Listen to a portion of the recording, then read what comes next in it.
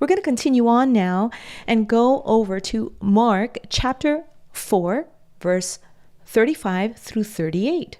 Now, this is right after the story, the parable that we just spoke about regarding the seed and regarding what happens when we plant our seed. Here, though, we're with the disciples and Jesus. Check this out. So on the same day, when evening had come, he said to them, "Let us cross over to the other side." Now, when they had left the multitude, there was a multitude of people gathering around Jesus at this time. People are knowing about the miracles that he's doing, and basically he is a superstar. Anywhere he goes, people want to be with him because, of course, they want what he has. They want to be healed. They want to be helped. So they had left the multitude. Now, they took Jesus along in the boat as he was. And other little boats were also with him. And a great windstorm arose. And the waves beat into the boat so that it was already filling. But he was in the stern, asleep on a pillow. And they awoke him and they said to him, "Teacher, do you not care that we are perishing?" Now, I love this so much.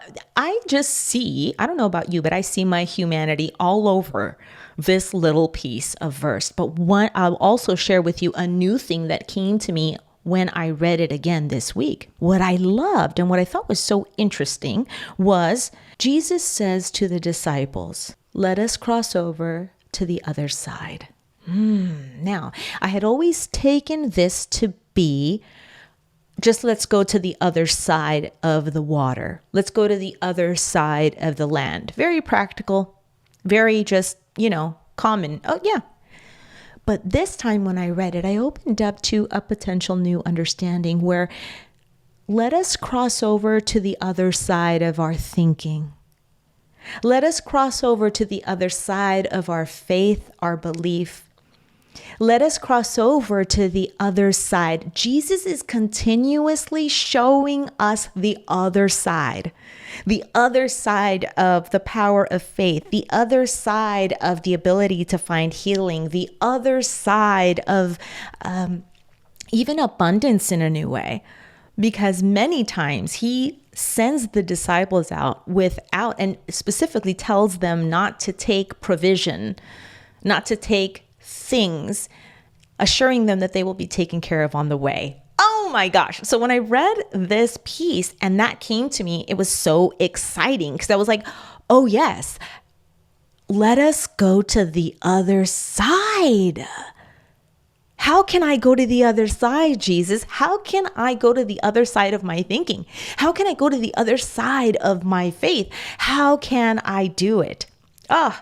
So that as a possibility is a super exciting point that I found this new time that I read it. And then we'll discuss a little bit about the humanity that we see.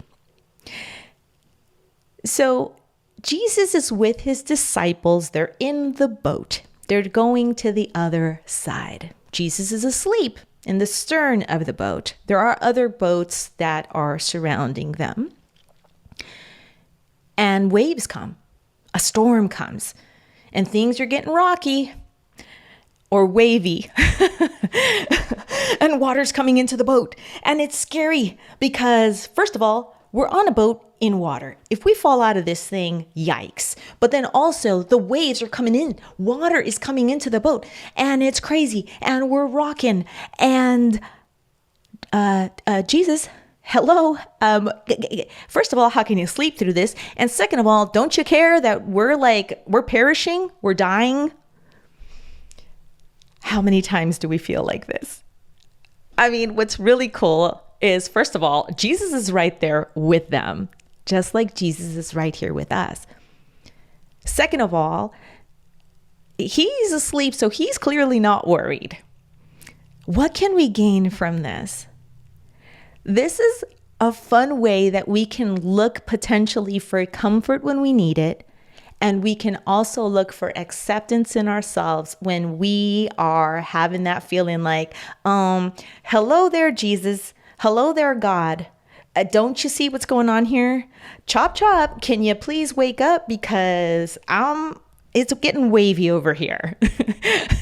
So if you have that feeling right now, I know this morning, and actually this week, I've had that feeling. I'm thinking about the world. I'm thinking about my own little, business and how I can make it better and how I can possibly reach more people and what I can do practically.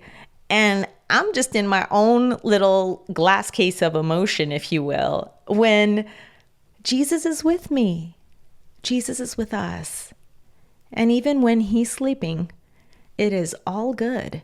Because if he's sleeping, then certainly that means there is nothing to worry about.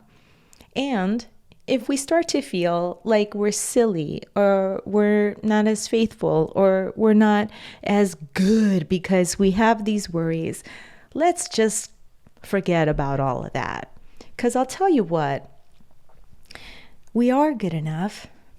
God's seen it all before.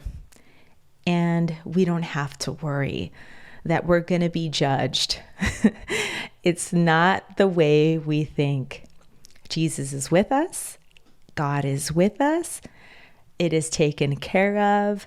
And our little attitudes and emotions, our tantrums, our breakdowns, they aren't new to God.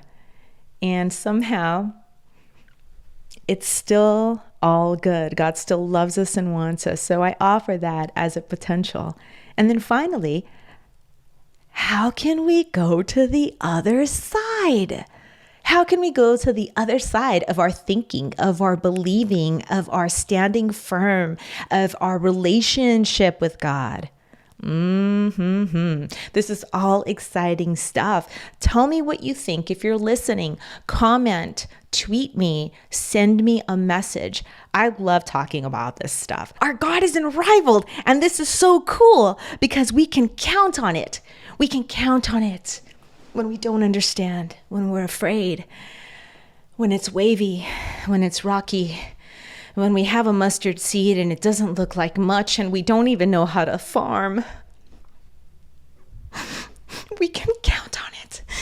Yes, yes, yes. So we must complete our dive through this piece of scripture.